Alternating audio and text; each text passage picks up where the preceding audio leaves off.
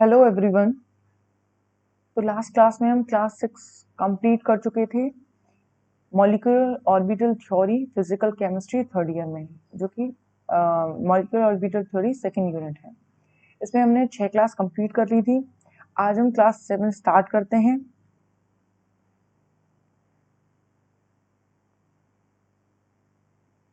Class 7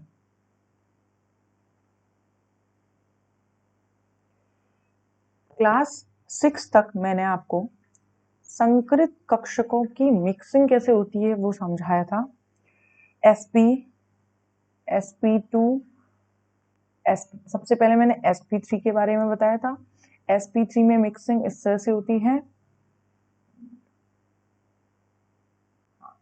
सबसे पहले मैंने sp3, तो sp3 में जो भी मुझे साई की वैल्यू मिली थी वो ये मिली थी। इनका काम आज है, इनकी नीड होगी हमें।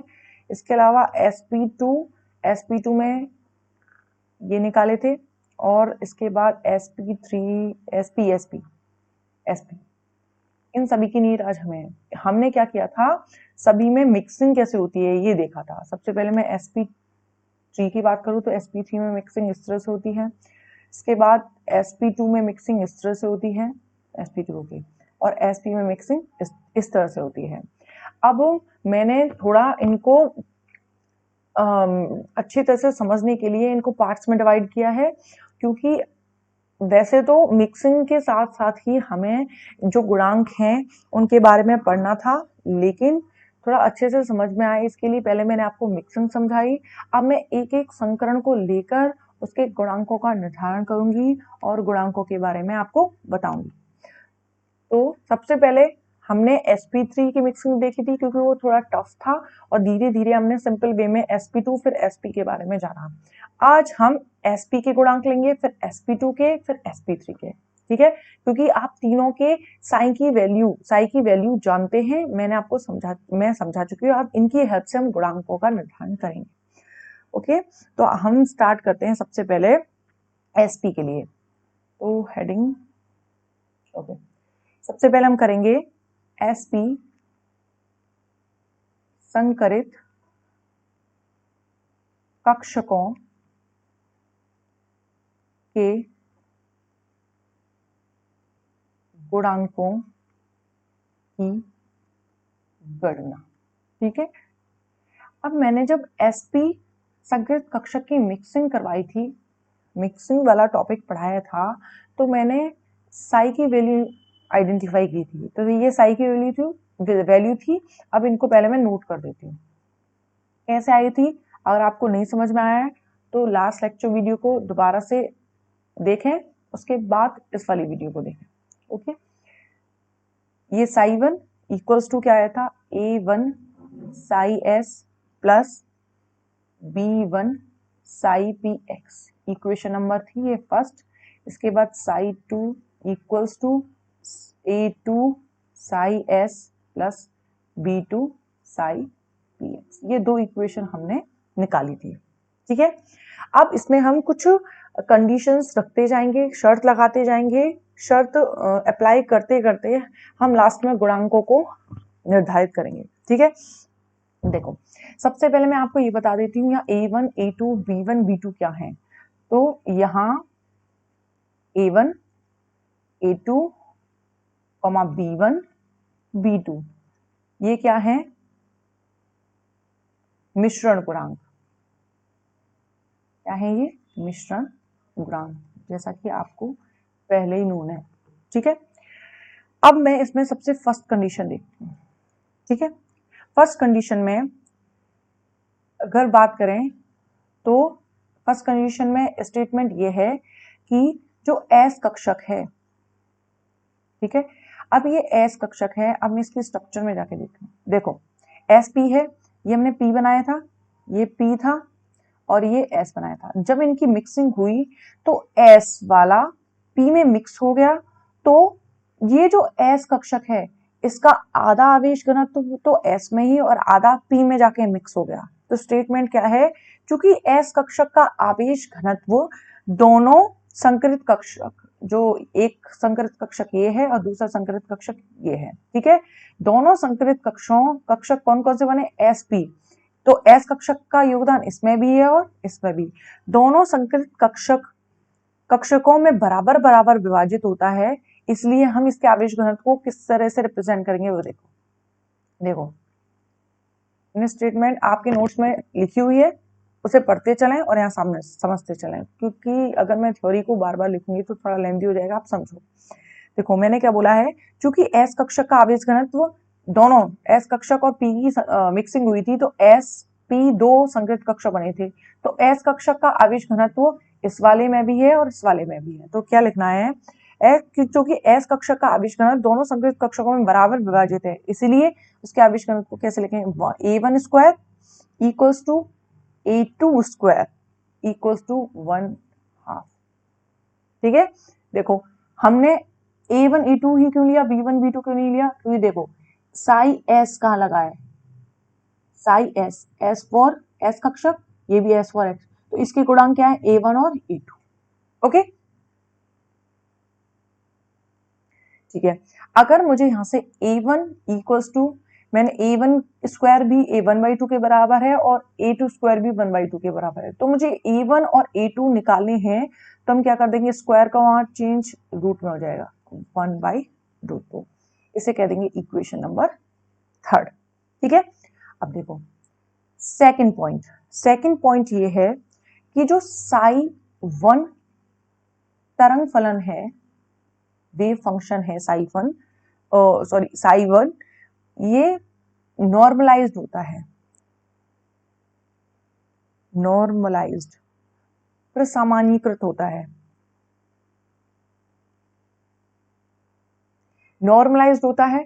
तो नॉर्मलाइज्ड की आप शर्त जानते हैं कि क्या होती है, टर्म्स क्या है, देखो ये है साई स्टार डी लैम्डा का इंटीग्रेशन इक्वल्स टू होता है 1, तो मुझे यही इसी के अकॉर्डिंग इसको आगे लिखना है, कैसे, अब मैंने क्या किया, यहाँ साई और साई स्टार इक्वल है, तो मैं लिख सकती हूँ psi square d lambda equals to 1। अब मैं साई 1 की बात कर रही हूँ, तो क्या लिखूंगी, साई 1 का square d lambda equals to 1 integration, ठीक है। तो इसका मतलब है साई 1 का स्क्वायर डी लैम्डा किसके बराबर है, 1 के बराबर है, ओके। तो देखो अब मैंने यही काम कर रही हूँ, मैं डायरेक्ट करूंगी, देखो यहां लिखा मैंने, इस वाली कंडीशन को लिखनी है, साई 1 का स्क्वायर डी लैम्डा, इसका क्या कर रहे हैं, इंटीग्रेशन इक्वल्स टू, अब साई 1 क्या है, ये पूरी वैल्यू है जो, वो क्या है साई 1, अब मुझे इसका साई 1 बराबर ये है, इसका स्क्वायर करना है, तो मैं क्या लिखूंगी, देखो मैं यहां लिख रही हूँ और शॉर्ट में डायरेक्ट यहां लिखूंगी, देखो क्या लिखा मैंने, a1 psi s plus b1 psi px का स्क्वायर, तो ये हो गया a प्लस b का होल स्क्वायर। आगे इसको सॉल्व कर, मैं इस स्टेप को आगे सारी कंडीशन में सॉल्व करके नहीं बताऊंगी, एक बार ये जरूरत है, क्योंकि आगे जाके थोड़ा लेंथी हो जाएगा, तो आपको डायरेक्ट ही याद रखना पड़ेगा, मैं यहाँ समझा रही हूँ, अच्छे से समझ लो। a प्लस बी का होल स्क्वायर हो गया, तो a प्लस बी का होल स्क्वायर इक्वल्स टू किसके होता है, a1 का स्क्वायर प्लस b1 का स्क्वायर प्लस 2a1 b1, ठीक है, 2ab। अब इसको आगे सॉल्व करते हैं, तो क्या आएगा, a1 का स्क्वायर, ये हो गया a1, ओके, मैंने इसका ये इंटीग्रेशन में भी है ना, ठीक है, a1 तो अंदर क्या आ जाएगा, साई s का square d lambda plus b1 का स्क्वायर, तो b पूरा है, इंटीग्रेशन में रहेगा, मिश्रण गुणांक तो बाहर आ जाएंगे, होने को ही पूरा इंटीग्रेशन में होना चाहिए था, लेकिन हमने इसको बाहर ले लिया, क्या आएगा, साई p स्क्वायर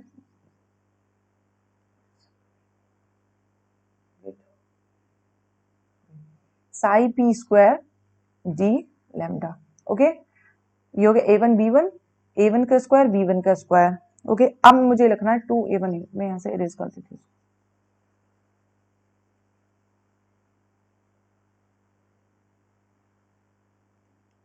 प्लस क्या आएगा, 2a1 b1 psi s psi p d lambda. अब मैंने क्या कहा था, psi star d lambda equals to, इसका इंटीग्रेशन 1 के बराबर, तो मैंने इसको कह दिया ये 1 के बराबर है। ठीक है, ये किसके बराबर हो गया, 1 के बराबर। अब मुझे इसमें एक कंडीशन लगानी है, कंडीशन ये है लांबिक शर्त लगाने पर। कौन सी शर्त, लांबिक शर्त लगाने पर।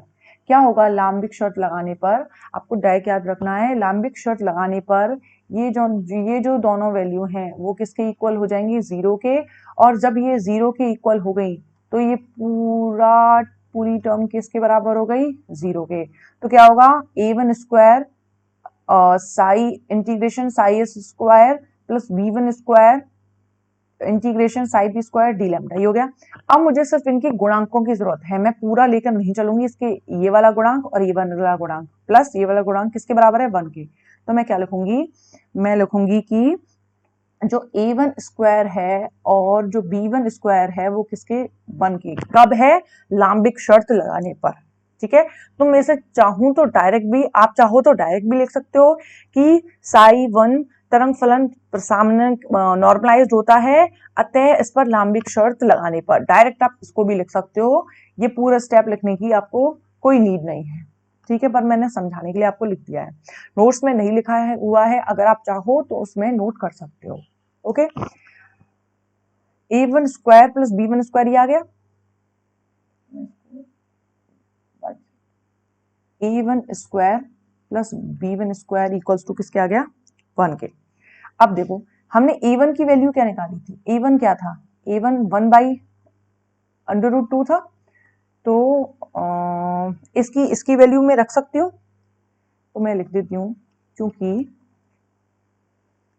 a1 स्क्वायर इक्वल्स टू क्या है, 1/2, a1 स्क्वायर क्या है, 1/2। ठीक है, देखो इधर जाओ, a1 स्क्वायर किसके बराबर था, 1/2, तो a1 की वैल्यू 1/√2 आई थी। तो इधर देखो मैंने लिखा a1 स्क्वायर बराबर क्या है, 1/2, क्योंकि मुझे यहाँ a1 की जरूरत है, a1 स्क्वायर की जरूरत है, तो मैं 1/2 लिखूंगी। जब ये 1/2 हो जाएगा तो इससे b1 की वैल्यू क्या आएगी, अतः b1 स्क्वायर बराबर क्या आ जाएगा, 1/2, व b1 क्या हो जाएगा, 1/2। ठीक है, आगे देखो, अब इसके बाद हमें आगे थर्ड कंडीशन अप्लाई करनी है। थर्ड है, चूंकि साई1 व साई2 लांबिक है, मतलब इन पर लांबिक शर्त लगी है। अगर, अब मैं इसको डिटेल में नहीं समझा रही हूं, मैंने आपको लांबिक कंडीशन लगा के ये वाली टर्म कैसे आती है वो समझा दिया है। इसी तरह इन पर भी लांबिक टर्म लगा के ये रिजल्ट आएगा, ये सेम रिजल्ट नहीं आएगा, रिजल्ट कुछ और आएगा, वो रिजल्ट डायरेक्ट मैं लिख रही हूँ। ओके, तो रिजल्ट आएगा a1 a2 plus b1 b2 equals to 0, ये रिजल्ट आएगा। ठीक है, ये 0 होता है। अब लिखेंगे इसमें a1 a2 व b1 का मान रखने पर। अब हम ये सब कर क्यों रहे हैं, बात ये है, कंक्लूजन ये है कि हमें गुणांक a1 b1 a2 b2 इनको आइडेंटिफाई करना है, फिर इन इक्वेशंस में पुट करना है। तो ये जब आइडेंटिफाई हो जाएंगे यही इनके गुणांक होंगे। ठीक है, तो हमें a1 भी मिल गया है, a2 भी मिल गया है, b1 भी मिल गया है, अब बचा है b2 निकालने के लिए ये सब कर रहे हैं। अब a1 इसमें वैल्यू रखते हैं, a1 a2 b1 b2 तो हमें निकालना है। तो a1 क्या है, a1 की वैल्यू है 1/√2, जैसा कि आप पहले देख चुके हो, 1/√2, ये भी ये a2 की वैल्यू प्लस ये क्या थी, 1/√2 b2 इक्वल्स टू 0। तो इससे b2 बराबर क्या आ जाएगा, 1/-√2। लेकिन हमें इसे माइनस, क्योंकि हमने पहली भी इक्वेशन में माइनस को रिप्रेजेंट नहीं किया था, इसी तरह माइनस रिप्रेजेंट करने की जरूरत नहीं है, नहीं इसमें कर देते। ठीक है, ये माइनस के 1/√2 माइनस का है। ओके, अब इसको आगे देखो। अतः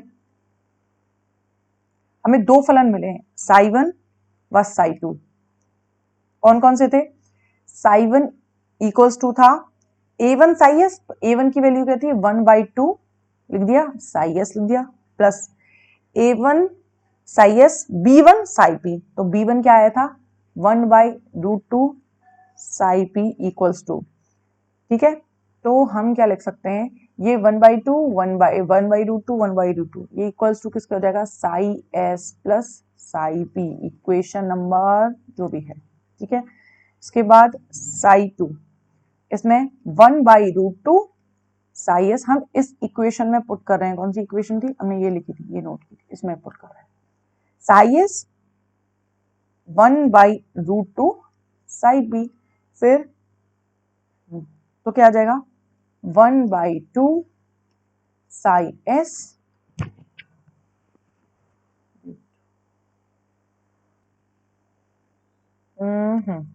देखो ये वैल्यू जो V2 की वैल्यू आई थी वो हमारी माइनस में हुई थी, इसे हम माइनस में लिखेंगे, तो यहाँ आ जाएगा psi s minus psi b. और इक्वेशन जो भी है, कौन सी इक्वेशन है देख लेते हैं।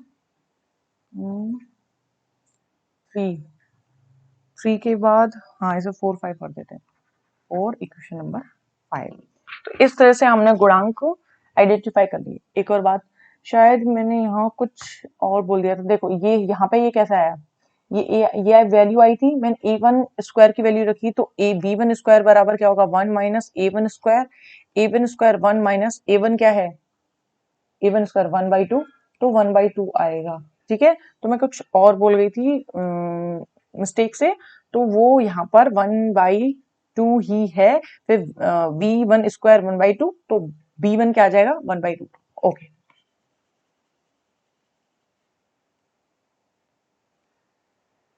ठीक है, यहां पर हमने जो sp संकरण है, कौन सा संकरण?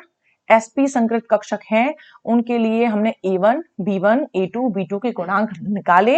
आइडेंटिफाई करने के बाद हमने इसमें पुट कर दिए, और लास्ट में हमें कंक्लूजन मिला कि साई 1 इक्वल्स टू होता है, इससे क्या गड़बड़ करती, 1/√2। ओके, रूट आएगा किसके बराबर? ये Sai s plus psi P, और ये किसके बराबर होता है? 1/√2 Sai s minus Sai P. Okay, अब इसके बाद नेक्स्ट किसके लिए करेंगे? sp2 हाइब्रिडाइज्ड ऑर्बिटल्स के लिए।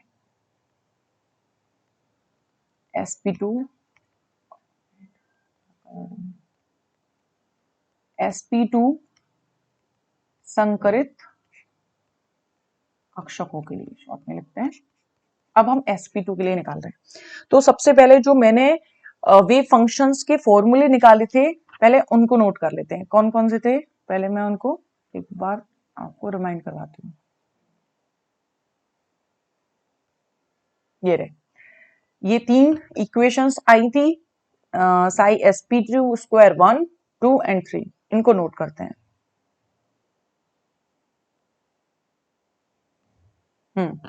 इनको नोट करते हैं, तो सबसे पहले कौन सी इक्वेशन लिखते हैं? साई 1 वाली, फिर 2 वाली, ठीक है लिखते हैं।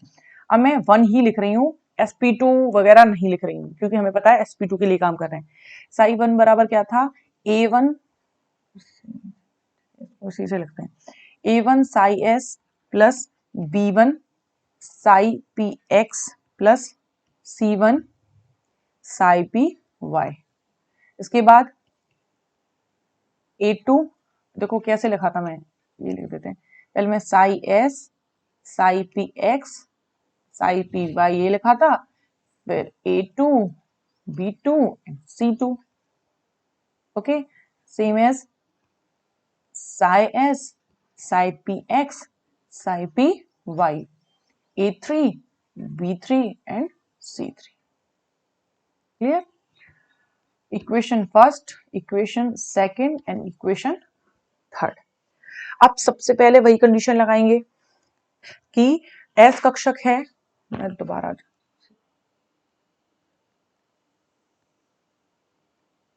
कहाँ गया, ये रहा, देखो हमने जब sp2 संकरण किया था तो sp2 संकरण वाली कंडीशन में 3 sp2 संकरित कक्षक 1, 2 एंड 3 बने थे और तीनों के p कक्षकों के साथ s कक्षक का योगदान यहाँ भी है, यहाँ भी है और यहाँ भी है।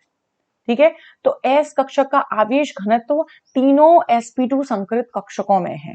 तो जैसे पहली कंडीशन लगाई थी और आवेश घनत्व लिखा था वैसे ही लिखेंगे। देखो कैसे, फर्स्ट वही लिखती हूं मैं,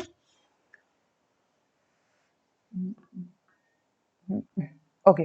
सबसे पहले फर्स्ट कंडीशन क्या है, चूंकि एस कक्षक का आवेश घनत्व तीनों संकरित कक्षकों में समान रूप से है, इसीलिए क्या कंक्लूजन लिख रही हूं, a1 square equals to a1, हाँ क्योंकि a1 ये तीनों s के यही हैं, b नहीं लगे, a2 square equals to a3 square. अब क्या आएगी वैल्यू 1/3, क्योंकि देखो एक को 3 भागों में बांटेंगे तो 1/3 आएगी, 2 में बांटा था तो 1/2 आएगा, तो यहाँ क्या आएगा 1/3। ठीक है, अब मैं यहां से a1, a2 और a3 की वैल्यू निकालूं तो 1/√3। ओके, याद, ठीक है। अब इसके बाद सेकंड बात ये है कि जो अगर हम ये माने तो मैंने करें माने या माना जाए कि अगर हम ये माने कि जो psi1 है x अक्ष की तरफ स्थित है।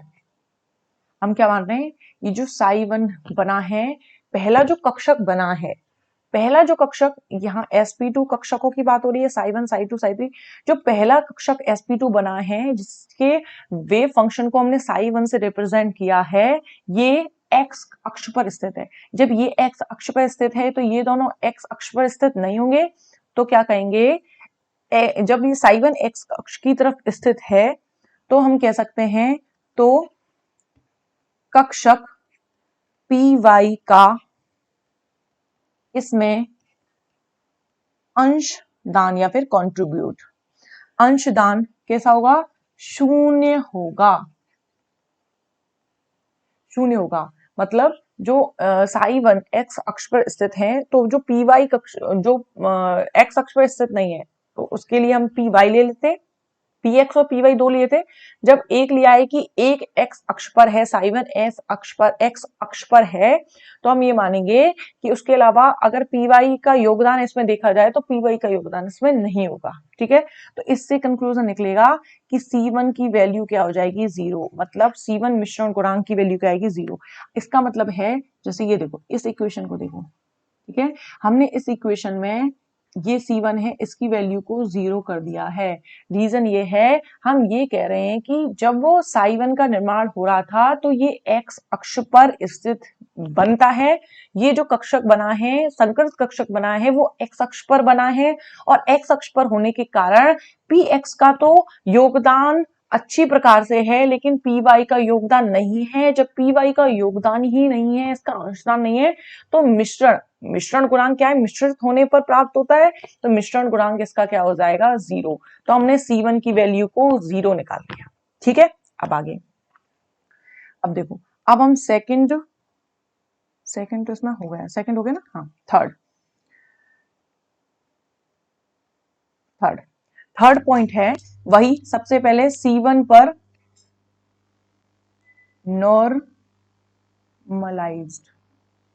नॉर्मलाइज्ड शर्त लगा दी है, तो उसके अकॉर्डिंग सबसे पहले हमने सामान्यीकृत की शर्त लगाई, फिर लांबिक शर्त लगाई, तो उसका कंक्लूजन देखो, जैसे ही मैंने ये बताया था ना कि इनको नॉर्मलाइज करेंगे, फिर लांबिक शर्त लगाने पर ये निकलेगा। और मैंने ये बोला था कि इसके आगे मैं आपको एक्सप्लेन करके नहीं बता पाऊंगी, इसको मैं आपको डायरेक्ट बताऊंगी क्योंकि बहुत लंबी प्रोसेस हो जाएगी, तो आपको डायरेक्ट याद करना है। क्या होगा वो देखो, क्या होगा, a1 square plus b1 square plus c1 square बराबर आएगा, इक्वल्स टू आएगा 1। ठीक है, हम निकाल चुके हैं कि c1 की वैल्यू क्या थी 0, तो हम इसकी वैल्यू को 0 पुट करेंगे तो आएगा a1 square plus b1 square equals to 1। Reason is C1 equals to 0। ठीक है, ओके। फिर आगे देखते हैं, क्योंकि हमने क्या निकाला था, A1 की वैल्यू क्या थी 1/√3। तो इससे हम अगर B1 स्क्वायर की वैल्यू निकालने की कोशिश करें, ये इसकी वैल्यू को A1 1/√3 को इधर पुट करें तो B1 स्क्वायर की वैल्यू क्या आएगी, B1 स्क्वायर की वैल्यू आएगी 2/3। और इससे B1 निकालें, कॉमा B1 क्या हो जाएगा 2/3 का रूट। ओके, तो हमने A1 A2 और A3 की वैल्यू निकाली थी। इसके बाद हमने C1 की वैल्यू भी पता लगा ली। इसके बाद हमने ये B1 भी निकाल लिया। ठीक है, अब आगे, अब इसकी हेल्प से ही हम B2 की वैल्यू निकालेंगे। फोर्थ कंडीशन लिखते हैं। फोर्थ कंडीशन ये है, अभी हमने सिर्फ एक कक्षक की वेव फंक्शन ली थी, अब हम दो कक्षक लेंगे। हमने लिया कोई दो कक्षक हैं। अब कक्षक कौन कौन से हैं, साई1 जिसका वेव फंक्शन साई1 है और दूसरे का है साई2। ठीक है, इसी तरह से हमने कोई दो और लिए हैं जिसमें एक है साई1 व दूसरा है साई3। अब इस पर हमने पूरी पहले नॉर्मलाइज्ड फिर लाम्बिक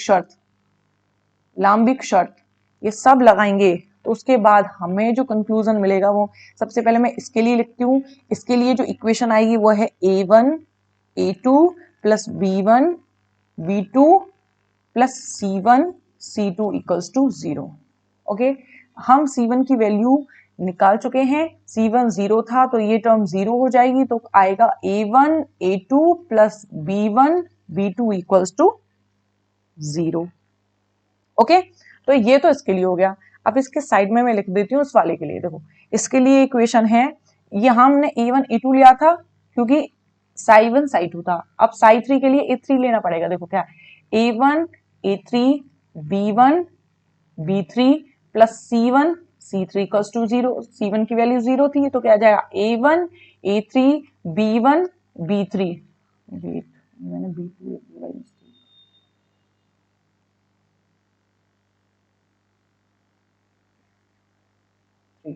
इक्वल्स टू क्या आ गया 0। ठीक है, ये इसके लिए हो गया। ओके, ओके, यहाँ लगा देते हैं या फिर, ठीक है। अतः आगे करते हैं। अतः अब देखो, मुझे पहले ये वाली इक्वेशन लेते हैं। देखो, इसमें तो हमें B1 की वैल्यू तो पता लगी गई है, हमें इसकी वैल्यू भी पता है, इसकी वैल्यू, हमें A1 की वैल्यू पता है, A2 की वैल्यू पता है, B1 की वैल्यू पता है, B2 निकाल सकता है इससे। इसी तरह A1 A3 पता है, B1 पता है, इससे B3 निकल सकता है। तो सबसे पहले मैं इस वाले को यूज करती हूँ, इससे B2 निकालती हूँ और इसको यूज करेंगे फिर B3 निकालेंगे। ओके, अब देखो, अतः हम इस वाली इक्वेशन को यूज करते हैं।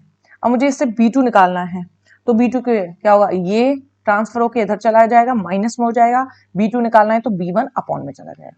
तो देखो क्या आएगा, B2 equals to A1 minus के A2 अपॉन B1।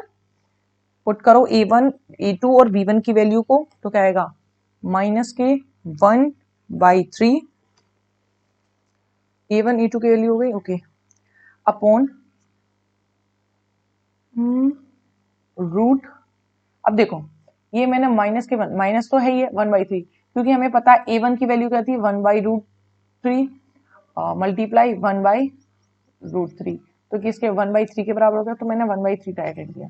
ओके, 1/3 इसकी वैल्यू क्या थी 2 √2/3। सॉल्व करेंगे आएगा -1/6। ये हो गई B2 की वैल्यू। इसी प्रकार B3 की वैल्यू निकालेंगे। B3 पे जाओ, क्या आएगा B3, ये ट्रांसफर होके minus A1 A3 upon B1, तो minus A1 A3 upon B1। Same as इसकी भी वैल्यू वही सेम, -1/3 अपॉन इसकी वैल्यू क्या हो जाएगी √2/3। सॉल्व करेंगे माइनस के 1/√6। तो B2 और B3 की वैल्यू भी हमने आइडेंटिफाई कर ली। अब देखो, हमने A1 A2 और A3 पहले ही निकाल लिए थे। इसके बाद B1 B2 B3 निकाल लिए और इसके बाद हम C1 पहले ही निकाल चुके हैं। C1 हमने सेकंड कंडीशन को अप्लाई करके निकाल दिया था, ये वाला C1। अब बचा हुआ है C3 और C2 और C3, उसको निकालते हैं।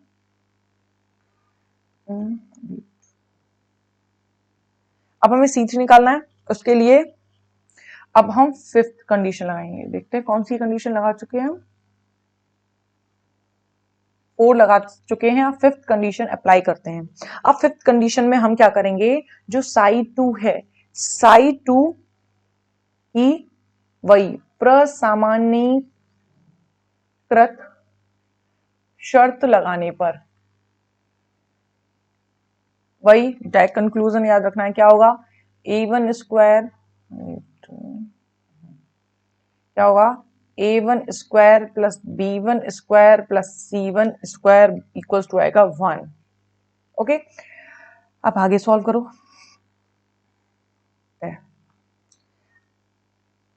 मैंने ये 1 1 हम साइड 2 पे लगा रहे हैं तो 1 नहीं आएगा, 2 आएगा, 2 2। ठीक है, अब देखो, अब हम C2 स्क्वायर, C2 की वैल्यू निकालनी है, तो C2 निकालने के लिए इनको हम ट्रांसफर कर देंगे उस साइड पे, तो आएगा 1 1 माइनस A2 का स्क्वायर प्लस B2 का स्क्वायर, वैल्यू पुट करो, 1 माइनस इसके आएगा 1/3 प्लस 1/6, क्योंकि B2 की स्क्वायर वैल्यू थी 1/√6, तो स्क्वायर में 1/6 हो गया। सॉल्व करेंगे, ये आएगा 1/2, तो C2 स्क्वायर वाला बराबर आ गया 1/2, तो C2 बराबर क्या आएगा 1/√2, तो हमने C2 की वैल्यू भी निकाली। इसके बाद 6 कंडीशन, हमें C3 निकालना है, तो psi3 पर वही शर्त अप्लाई कर देंगे, तो उसके लिए आएगा, तो देखो आपको ये थोड़ी हेल्प होगी कि जैसे हमने psi2 पर सामान्यीकृत की शर्त लगाई, तो A2 square B2 square B1 A2 square B2 square C2 square बराबर 1 इक्वल्स टू 1 आया था। इसी तरह हमने psi1 पर लगाया था, तो यहाँ 1 1 1 था। अब हम psi3 पर लगाएंगे तो 3 3 3 हो जाएगा, तो A3 का स्क्वायर प्लस B3 का स्क्वायर प्लस C3 का स्क्वायर इक्वल्स टू हो जाएगा 1। हमें C3 निकालना है, C3 का स्क्वायर बराबर क्या हो जाएगा 1 माइनस A3 का स्क्वायर प्लस B3 का square. Okay, 1 minus value put करो, A3 उसकी करेंगे 1/3 प्लस 1/6 इक्वल्स टू आएगा 1/2, और C3 इक्वल्स टू क्या हो जाएगा, C3 बराबर क्या हो जाएगा 1/√2, ये भी आइडेंटिफाई कर ली। ठीक है, तो अब हमारे पास सारी वैल्यूज हैं, पहले स्टार्टिंग में जाते हैं फिर बताती हूँ। देखो सबसे पहले कलर चेंज कर देती हूँ, ये देखो A1 A2 और A3, A1 A2 A3 तीनों की वैल्यू, C1 की वैल्यू मिल गई, जो भी ग्रीन पेन से मैं हाईलाइट कर रही हूँ वो सारी वैल्यू हमें उन सभी की हमें नीड थी। इसके बाद C1 के बाद ये B1 की वैल्यू आ गई, B1 के बाद ये B2 की वैल्यू हो गई, ये B3 की वैल्यू हो गई। ओके, इसके बाद हमने C1 तो निकाल ही चुके हैं, ये C2 की हो गई और ये C3। अब इन सारी वैल्यूज को इक्वेशन में, कौन सी इक्वेशन, इस इक्वेशन में पुट कर देंगे। देखो पुट करते हैं, जैसे एक बात और, यहां पर मैं उससे स्टार मार्क करके लिख देती हूँ, क्या है कि psi2 व psi3 को अलग अलग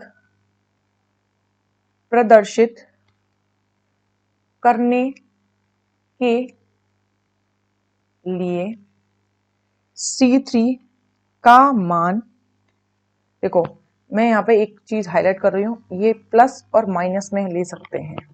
ठीक है, ये बात सिर्फ ये है कि इसे प्लस माइनस में लिया जा सकता है अपनी अपनी कन्वीनियंस के अकॉर्डिंग। देखो जैसे मैं यहाँ लिख रही हूँ इक्वेशन, C3 का मान -1/2 लेते हैं, कारण रीजन क्या है, psi2 और psi3 को अलग अलग रिप्रेजेंट करने के लिए। अतः अब वही इक्वेशंस में वैल्यू पुट करते हैं, psi1 इक्वल्स टू क्या आएगा 1/3। आप अपने नोट्स में इक्वेशन को देखते रहें और फिर यहाँ समझते रहें। प्लस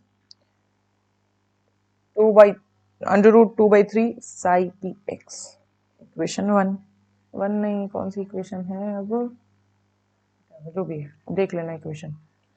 साई 2 बराबर क्या हो जाएगा 1/3 साई एस। अब देखो यहाँ पर C1 की वैल्यू आई ही नहीं है, देखो मैं पहुंचाती हूँ, क्योंकि हमें यहाँ C1 की वैल्यू पुट करनी थी यहाँ, और इसकी वैल्यू 0 हो चुकी है, तो ये वाली टर्म तो आएगी ही नहीं, ये सिर्फ 2 टर्म आएंगी। ओके, इसमें आएगी, तो इसमें क्या आएगा -1/√6 psi p x plus 1/√2 psi p y, equation. इसके बाद साई 3 बराबर 1/√3 psi s minus 1/√6 psi p x minus 1/√2 psi p y. एक बार सारी कंडीशंस को चेक कर लेते हैं। माइनस माइनस 1/6 कैसे हो गई, ये रूट आएगा। ठीक है, ये सारी वैल्यूज पुट करके कर दी, इक्वेशन कौन सी है वो भी देख लेती हूँ।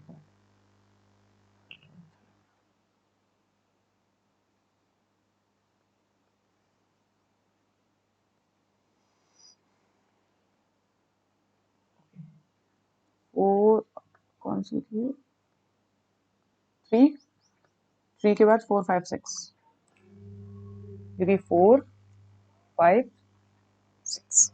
ठीक है, तो ये हमने गुणांक निकाल लिए हैं किस किस के लिए, sp2 संकृत कक्ष के लिए।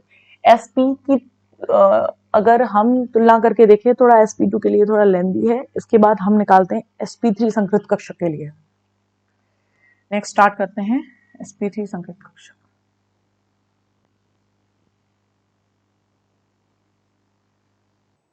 इसके बाद हम sp3 हाइब्रिडाइज्ड ऑर्बिटल्स के लिए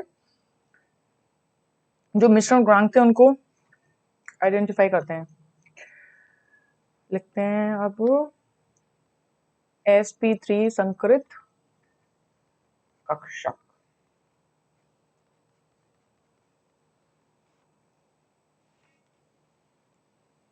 ठीक है, इनके कोएफिशिएंट निकालते हैं। इसमें फर्स्ट सबसे पहला क्या लिखना था, हमें वही इक्वेशंस लिखनी है जो हमने साई और साई 1 साई 2 और साई 3 की हमने आइडेंटिफाई की थी। तो मैं इक्वेशंस को नोट कर देती हूँ पहले, फिर उसके बाद कंटिन्यू करेंगे आगे।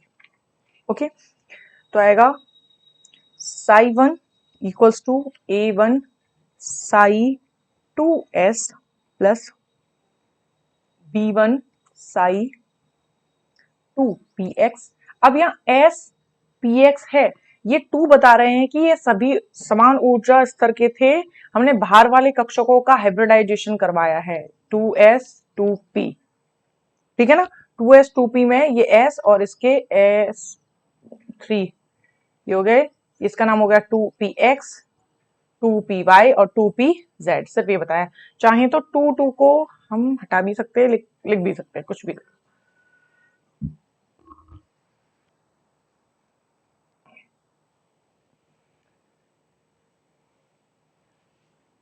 C1 साई 2py प्लस, अब एक और आ गया है D1। ठीक है, इसीलिए थोड़ी प्रोसेस बढ़ जाएगी, साई 2pz। ठीक है,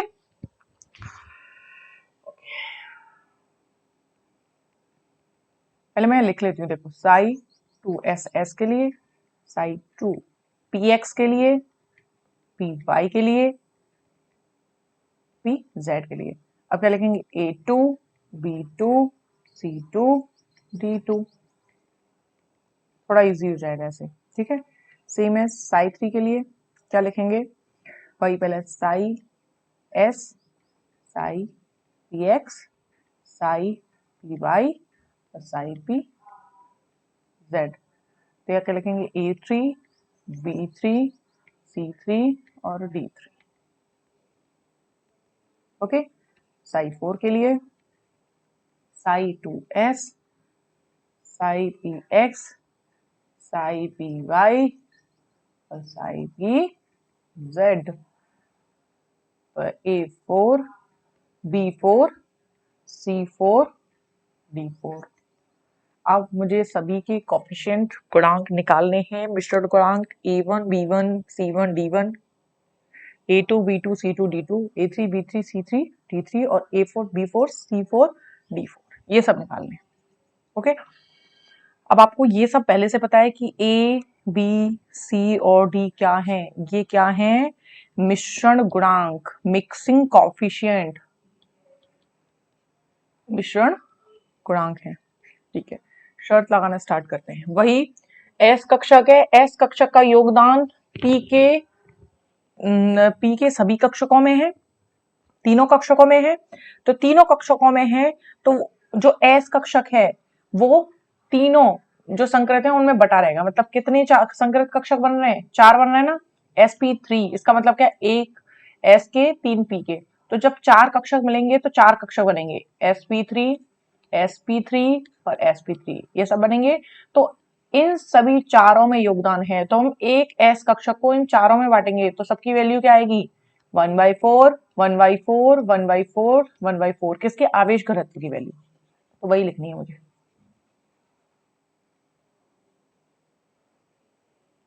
ठीक है, तो फर्स्ट कंडीशन वही, चूंकि एस कक्षक का आवेश घनत्व चारों कक्षकों पर समान रूप से वितरित है, इसीलिए A1 स्क्वायर बराबर A2 स्क्वायर बराबर A3 स्क्वायर बराबर A4 स्क्वायर बराबर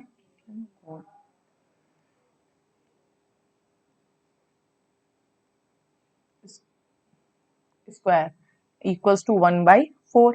मुझे A1 A2 लेना, A1 A2 A3 and A4 is equals to 1/√4। ठीक, 1/√4 सॉल्व करेंगे क्या आ जाएगा? 1/2। ठीक है, अब आगे सेकंड कंडीशन लगाते हैं। सेकंड कंडीशन सेम जैसे हमने sp2 में की थी, और sp2 से हमें c1 की वैल्यू 0 मिली थी, इसमें c1 के साथ d1 की वैल्यू भी 0 मिलेगी। स्टेटमेंट क्या है वो लिख देते हैं। माना कि psi1 x अक्ष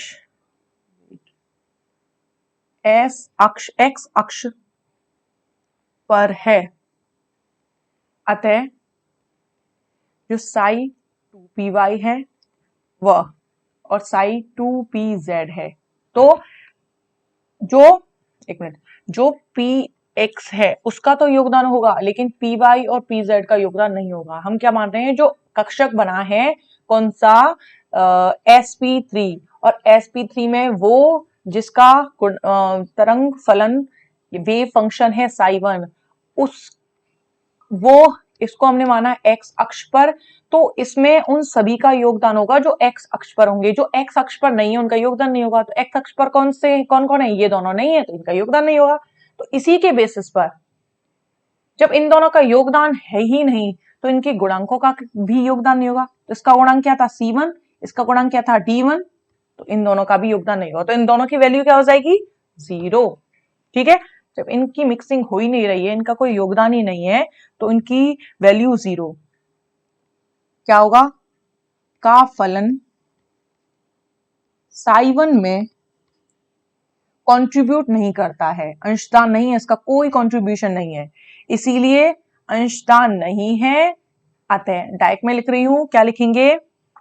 c1 जो कि इसका गुणांक है और d1 जो कि इसका गुणांक है, इनकी वैल्यू 0 के बराबर हो गई। ठीक है, अच्छा नहीं था, थोड़ा जल्दी लिखना तो था c1 और ये d1 इक्वल्स टू 0 हो गया। अब थर्ड कंडीशन, वही नॉर्मलाइज्ड वाली कंडीशन। सबसे पहले हम psi1 का प्रसामान्यीकरण करने पर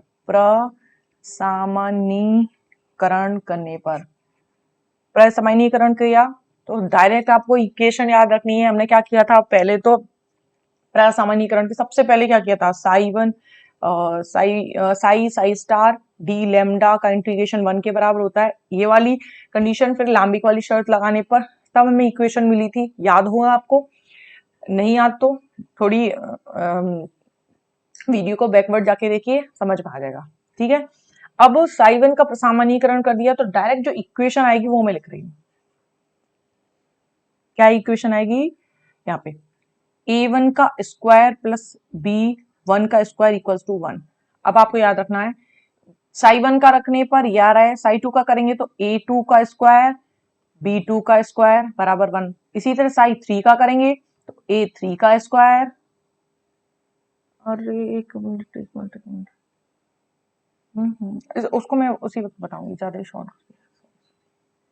ओके, पहले इसी को देखो, a1 b1, साई वन का थोड़ा, साई वन से साई टू और साई थ्री का थोड़ा भिन्न अलग होगा। रीजन ये है कि साई वन में तो इनका योगदान ही नहीं होता है, इनका योगदान, इसीलिए इनकी इक्वेशन थोड़ी अलग है। ठीक है, अब देखो प्रसामान्यीकरण किया तो इसकी इक्वेशन ये आ गई। ठीक है, अब जब हमें ए वन की वैल्यू पता है, ए वन या ए वन स्क्वायर की वैल्यू पता है, तो हम बी वन की वैल्यू निकाल सकते हैं। तो क्या आ जाएगी, क्या आएगा, बी वन स्क्वायर बराबर 1 minus a one square equal to 1 minus a one square की वैल्यू क्या है, 1/4। सॉल्व करेंगे आ जाएगी 3/4, इसकी बी वन स्क्वायर की। आगे बी वन की क्या हो जाएगी, बी वन की वैल्यू हो जाएगी √3, इसका करेंगे 2 आ जाएगा। तो आपको याद रखना है, ये बी वन की वैल्यू आ गई, ये सी वन की वैल्यू आ चुकी है, ये डी वन की वैल्यू आ चुकी है, और ये A one A two A three ये सब की वैल्यू ये आ चुकी है। अब देखो ए वन ए के सभी ए कोफिशिएंट जो भी हैं उन सभी के वैल्यू आ गई, सी वन वाली आ गई, डी वन वाली आ गई, बी वन की भी आ गई। ठीक है, 1 1 वाले। अब इसके आगे अब हम नेक्स्ट कंडीशन लगाते हैं, अप्लाई करें। सेकंड हो गई, थर्ड हो गई, फोर्थ है, अब हमें psi one, Sai to, Sai three तथा साई वन व साई फोर पर लांबिक शर्त अप्लाई करनी है। पहले हमने क्या किया था, साई वन साई टू और साई वन साई थ्री पर। अब हमने पहले किसमें, sp2 वाले में। देखो सबसे पहले मैं इसके लिए करती हूँ, साई वन और साई थ्री और इन दोनों पर अप्लाई करेंगे तो इक्वेशन आएगी a1 a2 plus b1 b2 equals to 0। Okay, अगर इस पर अप्लाई की जाएगी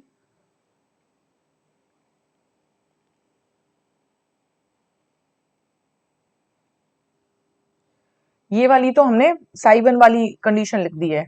अब हम इन दोनों की निकालते हैं। देखो ये तो मैंने साई वन वाली, साई वन, ये मैंने साई वन और साई टू वाली कंडीशन लिखी है, पहले मैं इसके लिए निकालती हूँ। अब आएगी ए वन के साथ ए थ्री, ये किसके साथ है, अगर साई वन के साथ साई टू लिया जाए।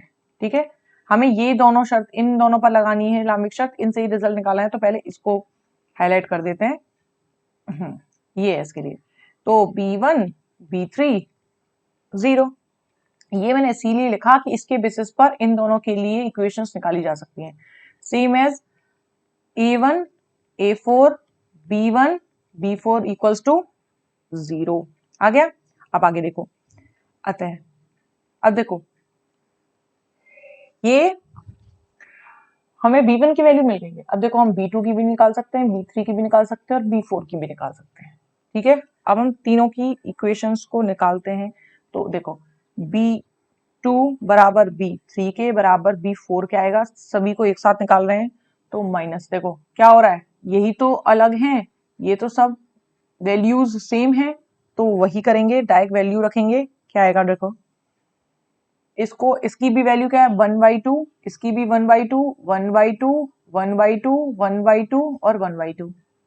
इसकी v1 की वैल्यू क्या आई थी अभी, √3/2। तो इस सभी की वैल्यू आ गई √3/2। इन सबको एक साथ पुट कर रही हूं मैं। ठीक है, तो क्या आएगा, यहां आएगा माइनस के, क्योंकि ये सब ये उधर जाएगा तो माइनस का हो जाएगा, माइनस का 1/2 मल्टीप्लाई विद 1/2 और नीचे आएगा √3/2 इक्वल्स टू -1। सॉल्व करेंगे 2√3 सॉल्व करने आएगा। तो हमने एक साथ किस किस की वैल्यू निकाली, b2 b3 b4 सबकी वैल्यूज निकाल ली हैं। अब हम नेक्स्ट कंडीशन अप्लाई करते हैं, फिफ्थ। अब देखो हमने ये कहा था कि जो साई वन है, कौन सी कंडीशन, इसमें जाके देखो, साई वन हमने माना था x अक्ष पर है, तो जब साई वन x अक्ष पे है तो y पर जो भी y और z पर जो भी होंगे उनका कोई योगदान नहीं होगा। ये कहा था जब योगदान नहीं तो मिश्रण गुणांक उनका 0। अब हम दूसरी कंडीशन लिख रहे हैं। हम ये मानते हैं, माना जो साई 2 है वो एक्स जेड तल पर है। कौन से तल पर? X Z. तो इसका मतलब है साई 2 एक्स जेड तल पर है, इसका मतलब है जो एक्स अक्ष और जेड अक्ष पर होंगे उनका तो योगदान होगा, लेकिन वाई वाले का योगदान नहीं होगा।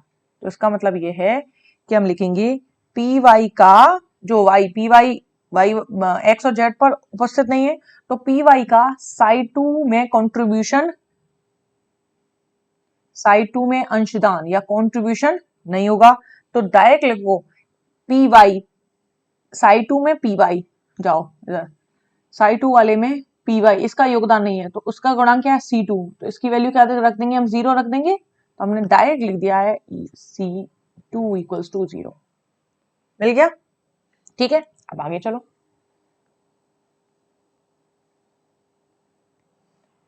हमने C2 की वैल्यू 0 निकाल ली, क्योंकि C2 जो गुणांक है वो पी वाई का है और पी वाई का कोई कंट्रीब्यूशन नहीं है C2 के फॉर्मेशन में। ठीक है, अब आगे देखो। फिर से हमने नेक्स्ट शर्त अप्लाई की। साई 2 तरंग फलन का वही करेंगे नॉर्मलाइजेशन, प्रसामान्यीकरण। प्रसामान्यीकरण कर दिया तो इक्वेशन a1 स्क्वायर, साई 1 का क्या था? तो a1 स्क्वायर, a2 स्क्वायर और b2 स्क्वायर। देखो साई 1 के लिए क्या आया था? इसके लिए वैल्यू आई थी साई फॉर साई 1 आई थी a1 square plus b1 square equals to 1। अब इसमें देखो, अब क्यों आई थी? क्योंकि जो C1 है और D1 है उनकी दोनों की वैल्यू 0 के बराबर थी, कोई योगदान नहीं था, इसीलिए हमने उनकी वैल्यूज को लिखा ही नहीं। अब इसमें देखो, अब पहले मैं लिख तो चारों को लूंगी। देखो मुझे साई 1 के लिए भी यही लिखना था। क्या लिखना था? पहले मैं लिख लेती हूँ। ये मैंने लिख दिया, वो हो गया 0 0। साई 1 के लिए था ये, लेकिन ये दोनों 0 हुए तो मैंने इनकी वैल्यू को पुट ही नहीं किया और डायरेक्ट लिख दिया इसके बराबर ये। अब देखो, अब क्योंकि हम साई 2 के लिए लिख रहे हैं तो 1 1 को हटाओ, अब लगाओ 2 2 2 2। अब 2 की कंडीशन में हमने देखा कि C2 क्या आया है? 0। तो इसको नहीं लिखेंगे, अब क्या लिखेंगे? A2 का स्क्वायर B2 का स्क्वायर प्लस D2 का स्क्वायर इक्वल्स टू 0 0।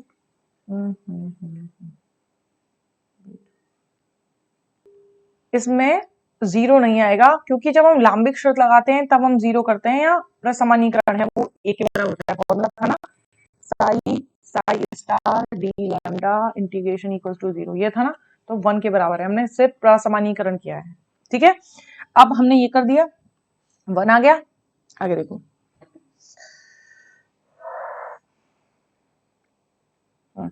देखो अब मुझे D2 स्क्वायर, इसकी वैल्यू पता है, इसकी वैल्यू पता थी, स्टार्टिंग में निकाल चुके। इसकी वैल्यू अभी हमने लास्ट में ही ये निकाली, B2 की। पुट करो, D2 की वैल्यू निकालो, तो D2 स्क्वायर बराबर 1 माइनस A2 का स्क्वायर प्लस B2 का स्क्वायर। तो क्या आएगा? डायरेक्ट 1 माइनस, पहले मैं पुट कर के डायरेक्ट सॉल्व करूंगी, 1/4 प्लस 1/12 इक्वल्स टू, सॉल्व करेंगे, कर ही देती हूँ, 1 माइनस 1/3 इक्वल्स टू 2/3। तो D2 की, ये तो हो गई D2 स्क्वायर की वैल्यू। अब मैंने D2 की निकाली, तो D2 बराबर क्या आ जाएगी? √2/3। अब हमें ये भी मिल गया, D2 मिल गया। ठीक है, इसके बाद next,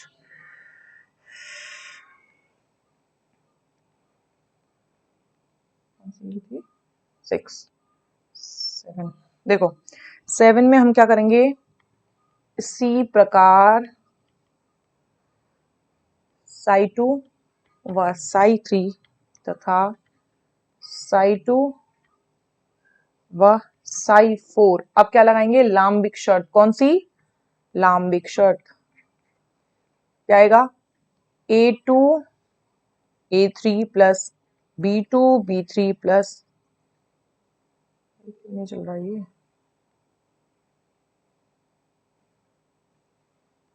B3 plus D2 D3 किसके बराबर, 0 के बराबर।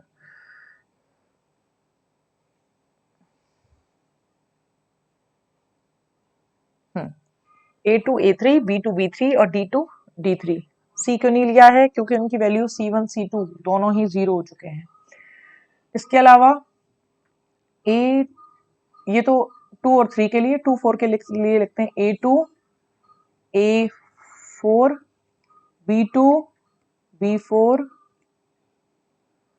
प्लस D2 D4, ये भी किसके बराबर, 0। वही C1 की वैल्यू 0 तो C1 C4 भी, C2 की वैल्यू 0 तो C2 C4 भी 0।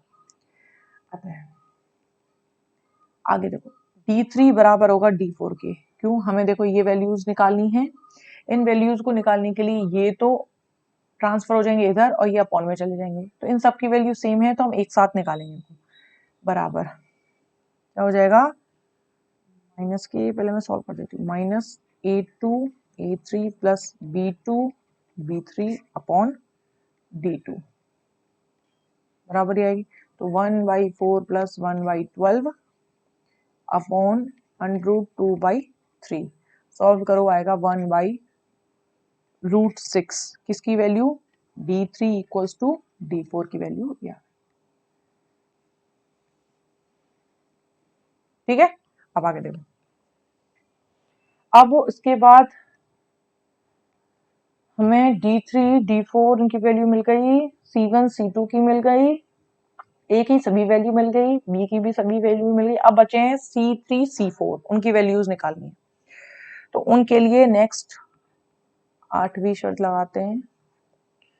अब हम C3 के प्रसामान्यीकरण करेंगे। C3 का प्रसामान्यीकरण की शर्त के अनुसार क्या होगा, A3 का स्क्वायर प्लस B3 का स्क्वायर प्लस C3 का स्क्वायर प्लस D3 का स्क्वायर इक्वल्स टू 1 करना है। ठीक है, अभी देखो आपको हमेशा ये याद रखना है कि इस पूरी प्रोसेस में जब भी प्रसामान्यीकरण किया जा रहा है वो तो हो रहा है 1 के बराबर, और लाम्बिक शर्त लगाती है वो 0 हो जा रहा है। ठीक है, अब आगे देखो,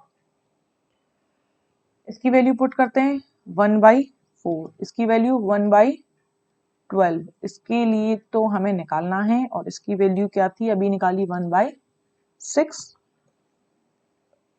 D3 की वैल्यू थी, लेकिन हमने इसको स्क्वायर किया तो D3 स्क्वायर की क्या हो जाएगी, रूट हट जाएगा, इक्वल्स टू 1। अब मैं C3 स्क्वायर की वैल्यू निकाल लेती हूँ, वो आ जाएगी 1/2 और C3 हो जाएगा 1/√2। याद रखना ये होगी प्लस माइनस में। ओके, अपने कन्वीनियंस के अकॉर्डिंग। इसके बाद C3 आ गया, C4 और निकालते हैं नवी कंडीशन। इसी प्रकार साई4 की प्रसामान्यीकरण की शर्त के अनुसार साई4 का प्रसामान्यीकरण करेंगे तो देखो क्या आएगा। अब यहाँ 3 था, 4 कर लो, A4 square B4 square C4 square D4 square equals to 1।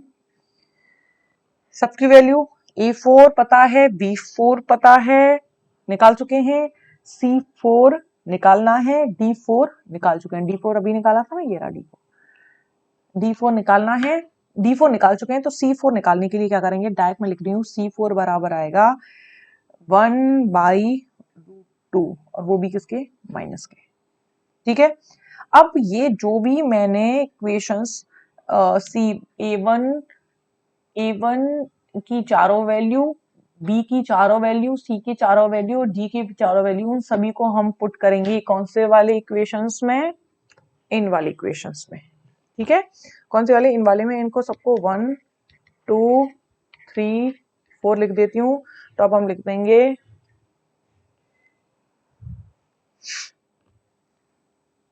सभी मिश्रण गुणांक, मिक्सिंग कॉफिशिएंट, मिश्रण गुणांक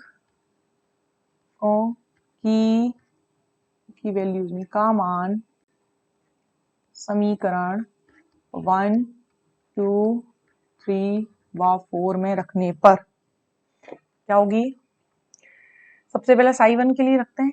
साई 1 बराबर नोट साथ में रखना और चेक करते चलना। साई 2s प्लस, क्योंकि √3/2 साई 2px, इक्वेशन नंबर 5। अभी देखो इसमें मैंने C1, ये तो A1 की वैल्यू पुट की है, ये A2 की वैल्यू पुट की है। C1 D1 की क्यों नहीं की, क्योंकि वो 0 0 हो गए। इसके बाद साई 2 में C2 की वैल्यू 0 थी तो उसकी वैल्यू नहीं रखेंगे। 1/2 साई 2s माइनस के 1/2√3 Sai px plus √2/3 Sai py। इसके बाद साई 3 की value 1/2 Sai 2s minus 1/2√3 Sai px plus 1/√2 Sai py minus 1/√6 Sai 2pz। Sai 4 की 1/2 Sai 2s minus 1/2√3 Sai px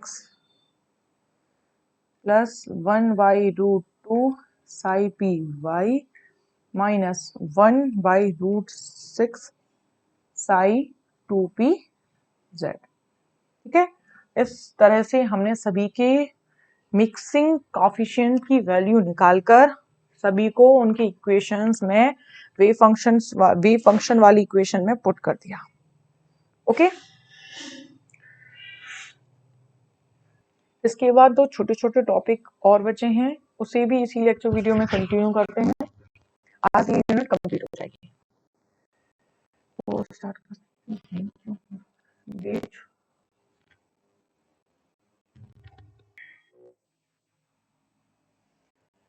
next topic start करते हैं।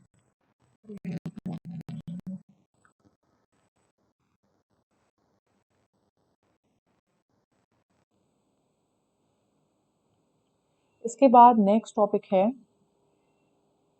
संकरित कक्षकों के कोणों की गणना।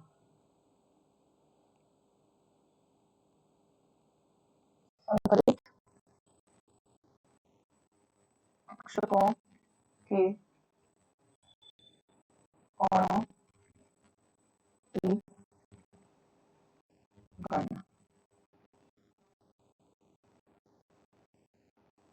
अब देखो, सबसे पहले मैं आपको रिमाइंड करवाती हूँ कि जो एसपी संकरण होता है उसके लिए बंद कोण कितना था, 180।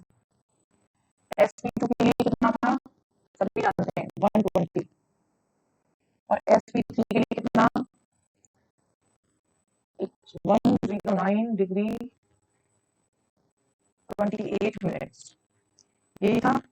अब हमें यही वैल्यूज फॉर्मूले के द्वारा निकालनी है। फॉर्मूला क्या है, फॉर्मूला है cos थीटा इक्वल्स टू संकरित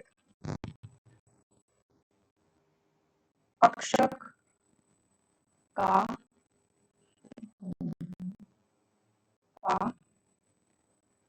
एस गुण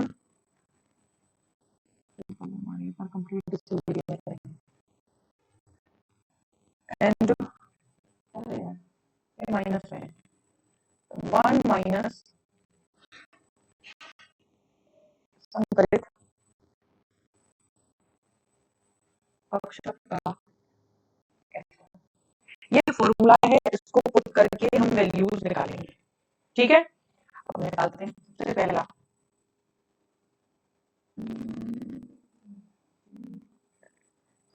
देखो, सबसे पहला है एसपी संकरण के लिए।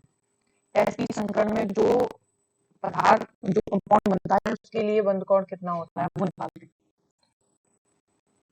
ठीक है, देखो जो एसपी संकृत कक्षक होते हैं उसमें जो एस कैरेक्टर होता है, ये एस कैरेक्टर है। देखो एसपी संकरण होगा तो दो कक्षक बनेंगे, मैं आपको बताया था, एक एस ये और दूसरा एस ये। तो ये भी एसपी और ये भी एसपी संकृत कक्षक। तो एस कक्षक का योगदान इसमें भी है और इसमें भी है। तो अगर एक में से इनको डिवाइड करें तो 1/2 इसमें 1/2 इसमें, किसका? एस कक्षक का योगदान। तो बस ये लिखना है। वेट करो थोड़ा सा, इसको चेक करो।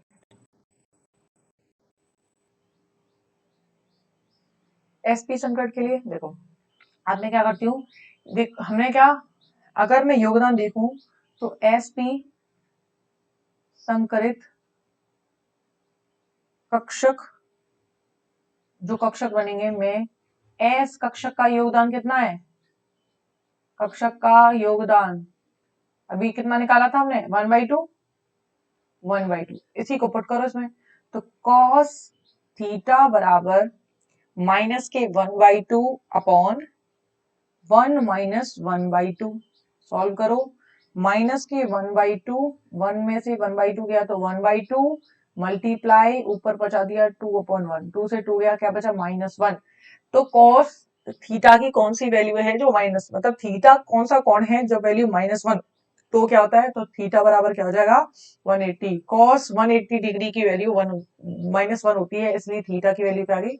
180। तो इसीलिए इसकी वैल्यू एसपी संकरण में जो थीटा की वैल्यू होती है, कोण बंद कोण का मान क्या होता है? 180 डिग्री।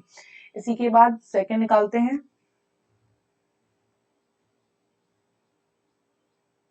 सेकंड क्या निकलेगा? sp2 संकरण के लिए अब मैं शॉर्ट में लिख रही हूँ, योगदान कितना है? योगदान, अब देखो मैं स्ट्रक्चर बना के दिखाती हूँ। देखो ये जब मिक्सिंग हुई थी कुछ इस तरह की स्ट्रक्चर आई थी, आपको शायद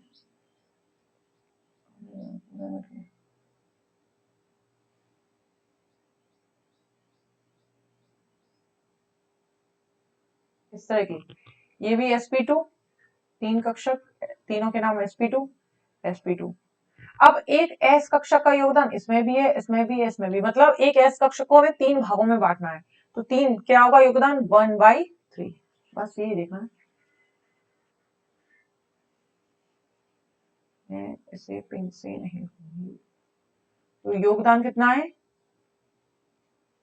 1/3 पुट करो, cos theta equals to -1/3 upon 1 minus 1/3। Solve करो, क्या आ जाएगा? माइनस के 1/3 सॉल्व करेंगे, क्या आ जाएगा? 3 इसको 3/2, तो 2/3, 3 ऊपर गया, 3/2, 3 से 3 गया, क्या आ जाएगा? 1/2, वो भी किसके? माइनस के। तो कॉस थीटा, कौन सी थीटा की वैल्यू में कॉस की कौन सी कौन है जब -1/2 वैल्यू आती है? तो थीटा बराबर क्या आ जाएगा? 120 डिग्री। समझे? तो इसका मतलब है कि cos 120 पे वैल्यू ये होती है, तो ये होती है, इसका मतलब है sp2 संकरण में कौन क्या है? 120। अब sp3 के लिए देख लेते हैं। sp3 संकरण, sp3 के लिए योगदान डायरेक्ट लिखो, योगदान। तो योगदान स्ट्रक्चर कैसी थी? देखो रिमाइंड कराती हूँ, ये एक sp3, ये दूसरा sp3, ये तीसरा sp3। अब मैंने चौथा sp3 थोड़ा छोटा बनाया था, वो छोटा नहीं है, वो केवल थोड़ा 3D स्ट्रक्चर बनने की वजह से ऐसा दिखाई दे रहा है, ठीक है? तो क्या है, ये भी sp3, ये भी sp3, ये भी। अब देखो s कक्षा का योगदान इसमें भी, इसमें भी, इसमें भी, इसमें भी, चारों में योगदान है, तो क्या जाएगा? एक को चारों बांटेंगे तो 1/4, तो 1/4 लेंगे। योगदान कितना है? 1/4।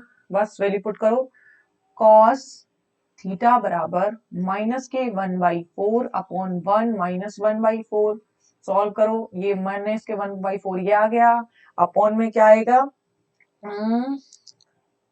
अपॉन में इसको सॉल्व करने पे आएगा 1 में से 1/4 को माइनस करो तो आ जाएगा 3/4 आएगा। तो 3/4 को ऊपर पहुंचाओ तो 4/3 हो गया, 4 से 4 गया, आएगा -1/3। -1/3 वैल्यू किसकी होती है? 198 डिग्री 28 मिनट। तो थीटा की वैल्यू क्या आएगी? 109 डिग्री 28 मिनट।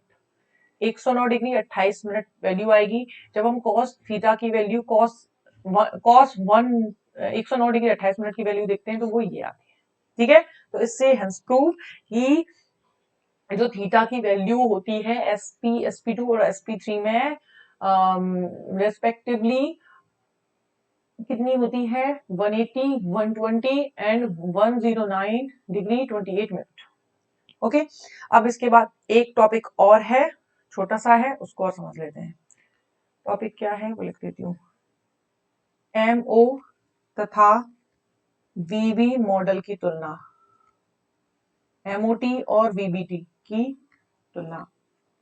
MO मतलब अणुकक्षक, मॉलिक्यूलर ऑर्बिटल, और VB मतलब संयोजकता बंध, बैलेंस बॉन्ड थ्योरी। इन दोनों की तुलना कर रहे हैं। इन तुलना में सबसे पहले समानता देखेंगे और दूसरे देखेंगे असमानता। तो उसमें पहले पहले डाल देती हूँ हेडिंग।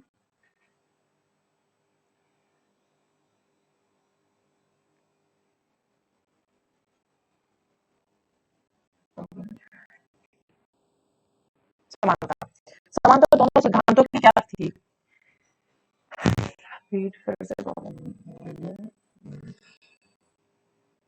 पहली समानता क्या है वो देखो। पहली समानता ये है कि जो दोनों सिद्धांत हैं वो संयोजक बंध बनने की व्याख्या करते हैं, एमओवी और वीबी। पहला क्या है?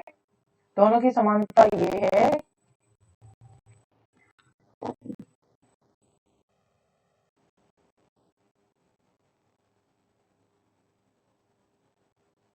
दोनों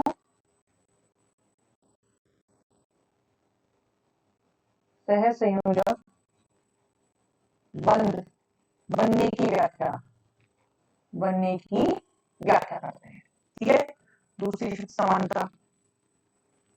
दूसरी समानता यह है कि दोनों सिद्धांत सहसंयोजक बंध के बनने में परमाणु कक्षकों का अतिव्यापन मानते हैं। तो क्या मानते हैं?